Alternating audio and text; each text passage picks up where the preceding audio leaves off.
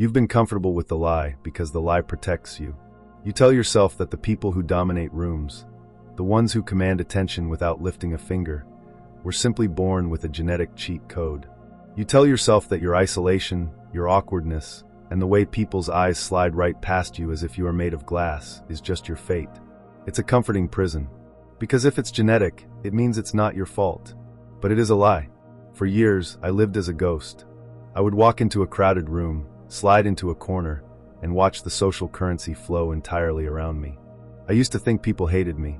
I thought there was a silent conspiracy to keep me on the outside. But the truth was far colder and far more brutal. They didn't hate me. They didn't even see me. I was socially invisible, a phantom moving through an active world.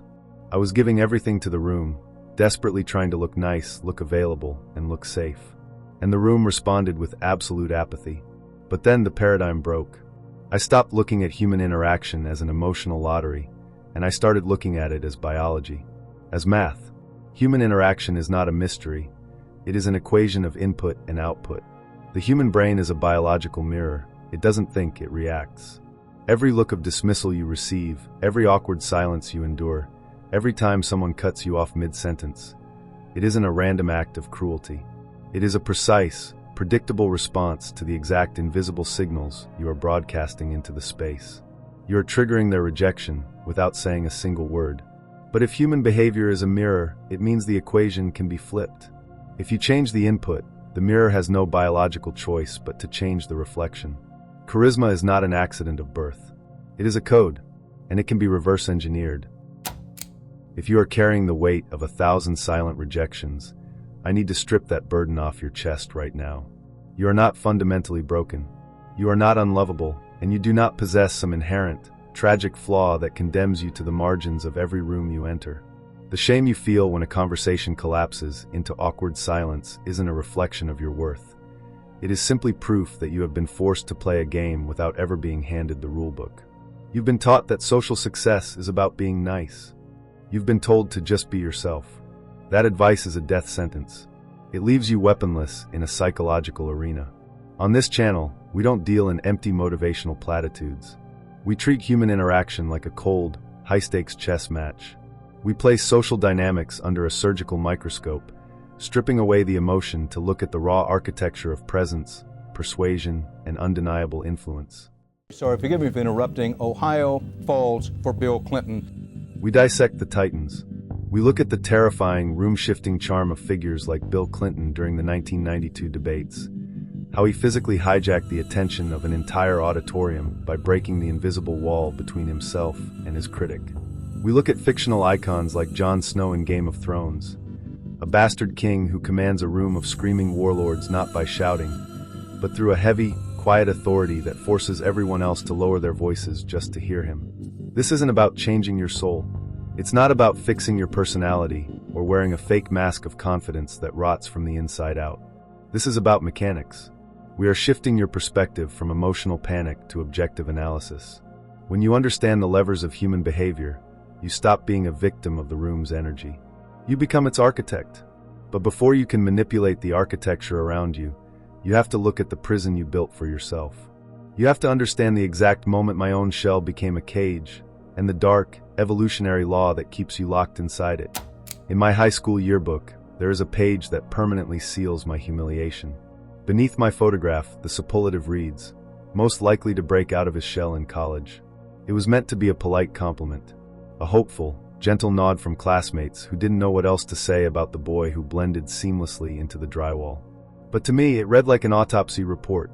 It was public confirmation that everyone around me could see I was trapped. They saw the shell, but what they didn't understand, and what I wouldn't understand until years later, was that a shell is not a peaceful sanctuary. It is a calcifying prison. When you are deeply insecure, your shell is a survival mechanism. You pull your limbs inside to protect your ego from the brutal threat of rejection. You tell yourself you prefer your own company, that you're just observant, that the shallow noise of the social world is beneath you. But inside that darkness, you are starving. You sit there, suffocating under the weight of your own unexpressed thoughts, desperate for a single human being to reach into the dark and drag you out. You watch other people laugh, connect, and effortlessly build empires of influence, while you remain a hostage to your own hyper-awareness. Your mind becomes a torture chamber of overanalysis, tracking every sideways glance, every micro-expression, and every sudden silence. I spent years trying to claw my way out of that cage using standard self-help garbage. I memorized conversational prompts. I read books on small talk. I practiced smiling in the mirror like a psychopath. None of it worked. The moment I stepped into a room, the armor locked and the shell slammed shut. Because I was trying to solve a deep biological crisis with superficial intellectual tricks. My breakthrough didn't happen when I learned how to mimic charismatic elites. It happened when I stopped looking at modern psychology altogether and looked down, into the dirt, into the raw, unforgiving machinery of animal biology. I discovered that before a human being ever processes the meaning of your words, their primitive brain has already run a subterranean security scan on your body. And there is a dark, immutable law of the wild, a law embedded in our DNA from millions of years of predatory evolution, that instantly dictates who humans instinctively flock to and who they ruthlessly reject. And it all comes down to a single, terrifying physical dynamic that directors use in horror movies to signal death before it arrives. Think about how a director introduces an apex predator or a monster in a thriller. They don't make them sprint frantically into the frame. The predator moves with a terrifying, heavy slowness, a languid, deliberate pacing. It doesn't look around nervously because it knows it owns every square inch of the territory. Its posture exudes a chilling sense of absolute calm. Now look at the prey. The prey is trapped in what behavioral biologists call herky-jerky movement. Sudden, rapid micro-adjustments. A sharp snap of the head. Constant, jittery shifts in weight. Twitching fingers, darting eyes, nervously adjusting clothes every 3 seconds. The prey moves like this because it is terrified of being hunted. It is hypervigilant, scanning for danger, utterly uncomfortable in its own skin. And here is the dark truth you need to accept. When you walk into a room plagued by social anxiety, your body is broadcasting the exact physical signature of a prey animal. Every time you rapidly glance around to see if people are judging you, every time you fidget with your phone, adjust your shirt, or make sudden jerky gestures when someone speaks to you, you are triggering a primal reaction in the lizard brain of everyone around you.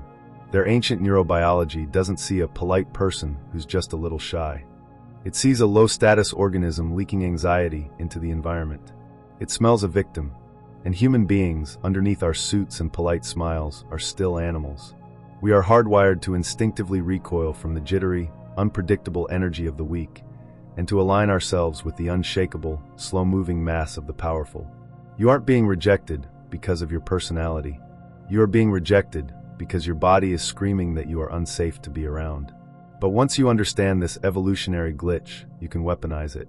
You can learn to project the suffocating calm of the apex predator, but only if you stop falling into the ultimate psychological trap that makes people despise your presence before you even open your mouth. The human brain possesses a subconscious radar that never turns off. It is an internal sonar for desperation. You see, people don't just listen to your words, they smell your intent.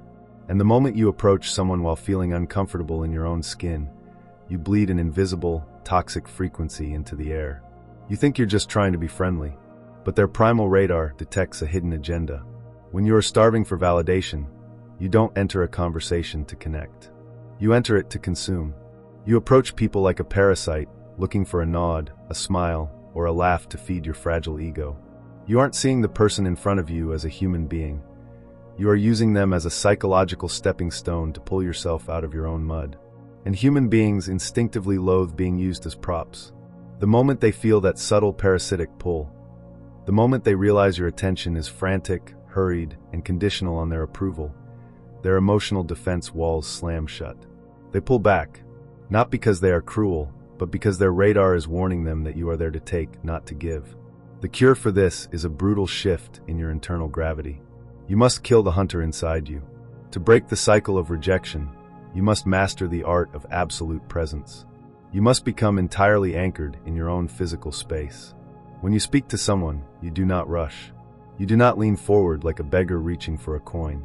You give them clean, heavy, unhurried attention, completely detached from how they respond to you. When you stop hunting for their validation, you disarm their radar. You collapse their defense mechanisms. You stop bleeding energy, and you start creating a vacuum that pulls them into your world.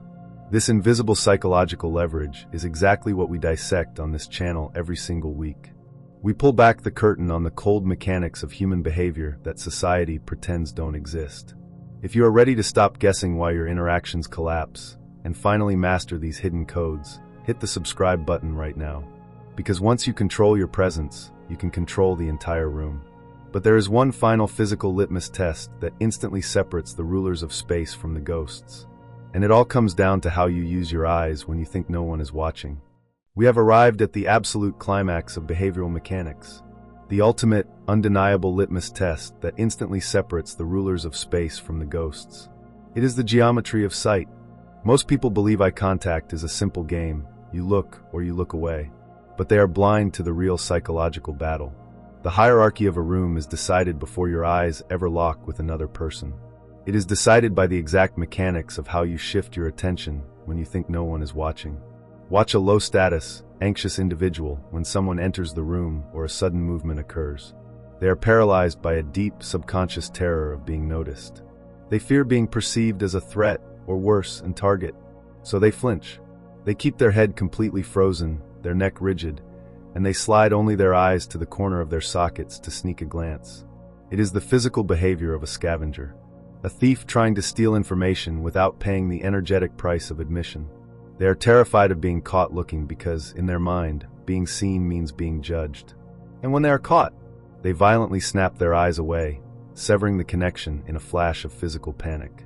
They have just signaled to the lizard brain of everyone present that they do not possess the right to occupy that space. Now observe the architecture of power.